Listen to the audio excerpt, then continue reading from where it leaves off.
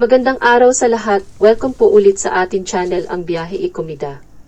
Punta tayo sa ating topic. Eat Bulaga, walang bonggang selebrasyon sa 45th anniversary. Eat Bulaga, ibabalik ang EB Best.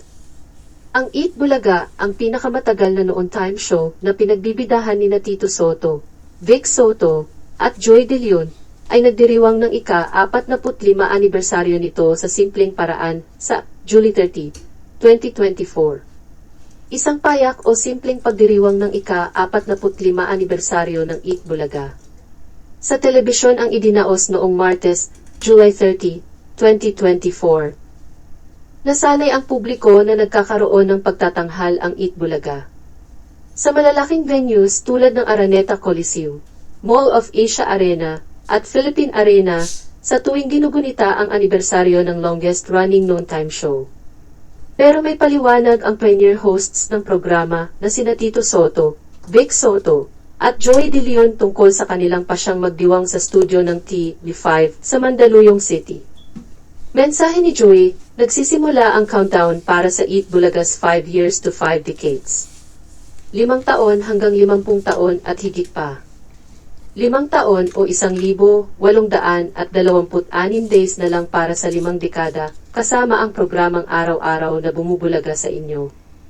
Wala nang lalaki pa sa show natin dito sa TV5. Mas malaki po ito. Isiniwalat naman ni Vicky na nagbalak sila ng malaking pagtatanghal, pero mas minabuti nilang tulungan ang mga kababayan nating sinalanta ng Typhoon Karina.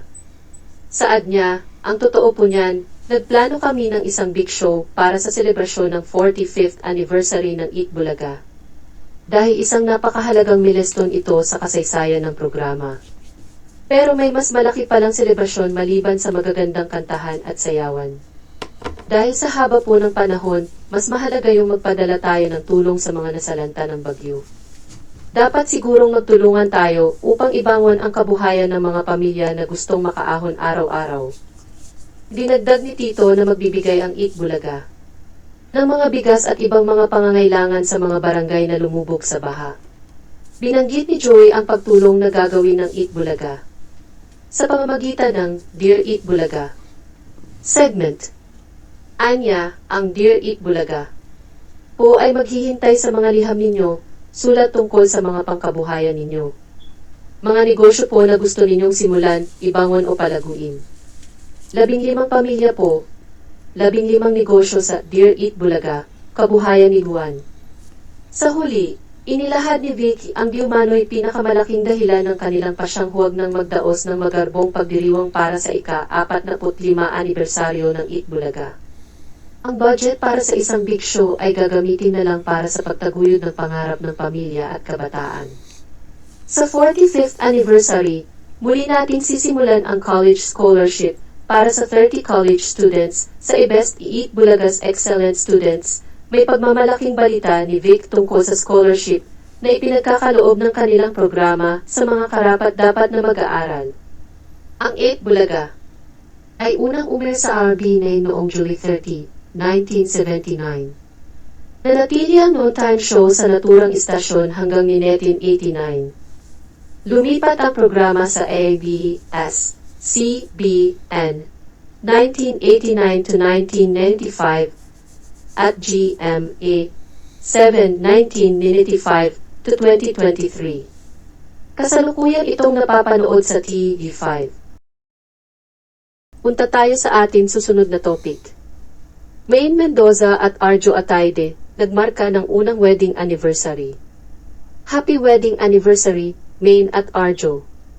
Ipinagdiwang nina Maine Mendoza at Arjo Ataide ang unang taon ng kanilang blissful marriage sa Linggo, July 28, 2024. Muling binalikan at inalala ng TV host actress na si Maine Mendoza ang papapakasal niya sa aktor at Quezon City Congressman na si Arjo Ataide sa pagdiriwang ng kanilang first wedding anniversary nitong Linggo, July 28, 2024.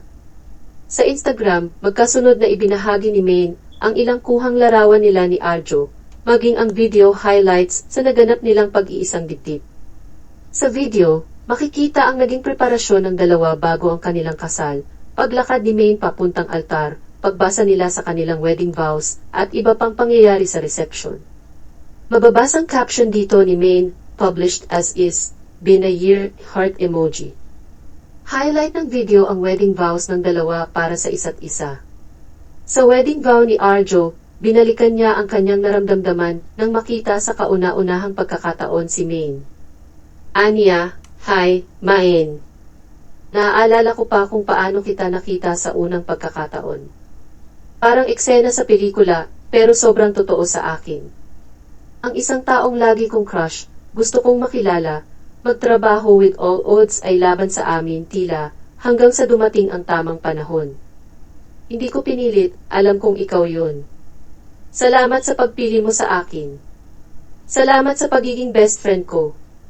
Salamat sa pagpaparamdam sa amin ng normal. Salamat sa pag-aalaga sa akin. Salamat sa iyo. Sa wedding vow naman ni Maine, sinabi niyang answered prayer ang pagkakakilala niya kay Arjo. Sabi ni Maine, base sa video na ini-upload niya, gusto kong simulan ang aking panata sa pagsasabing, ikaw ang aking sinagot na panalangin. Ipinagdasal ko talaga kayo. Sabi ko, sana i-bless ako ni Lord ng taong magmamahal sa akin ng tunay at buo. Ang alam ko lang, deep inside, one day, aakay ako ng Diyos sa isang taong magbibigay sa akin ng halaga ng pagmamahal na higit pa sa kaya kong ibigay. At ginawa niya yun. Siya ang nag-lead sa akin sa iyo, Arjo Cutie. Noong July 28, 2013, nag-tweet si May ng Arjo Cutie, indikasyon ng paghanga niya sa aktor. Bukod sa video highlight, ipinost din ni Maine ang mga kuhang litrato nila ni Arjo sa mismong araw ng kanilang kasal. Simpleng caption niya rito, Happy Anniversary. July 28, 2023, ikinasal sina Maine at Arjo sa Alphalan Baguio Mountain Lodges Chapel, Baguio City, Benguet, matapos ang mahigit 5 taon nilang pagiging magkasintahan. Una silang nagkakilala nang nagkatrabaho sila sa Metro Manila Film Festival, MMFF, 2018 entry na Jack M. Popoy, The Police Credibles. Dito rin nagsimulang mapansin ng kanilang fans ang special closeness nila sa isa't isa. August 2018 nang namataan si Arjo na present sa isang brand event na iniendorso ni Maine. Hanggang sa noong October 2018, lumabas ang pek scoop kung saan naispatang magka-date ang dalawa sa Nono's Restaurant sa Makati City. December 21, 2018 nang maging opisyal silang magkasintahan. July 29, 2022, inanunsyo ni Maine sa Instagram na engaged na sila ng nobyong si Arjo. At yan ang ating latest showbiz chika update for today. Huwag kalimutan mag-subscribe. Click the notification bell for more showbiz chika updates. Like and share the video. Maraming salamat at magandang buhay sa lahat. Paalam.